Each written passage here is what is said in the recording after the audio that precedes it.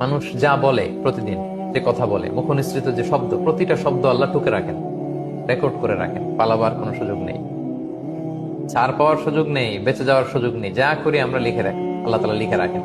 তো আমরা ভালো কাজ করেও যারা দুনিয়াতে বিপদের মুখোমুখি হই, জুলুমের শিকার, আমাদের এখানে আসা জায়গা নিয়ে একটা বার্তা যে এগুলো কিন্তু আল্লাহ লিখে রেখেছেন। আমি মাজলুম, আমাকে মানুষ ভুল বুঝেছে, সমাজ আমাকে ভুল বুঝেছে, কিন্তু আল্লাহ বলে আমি ভুল বুঝিনি, তোমার সব কাজ আমি লিখে রেখেছি।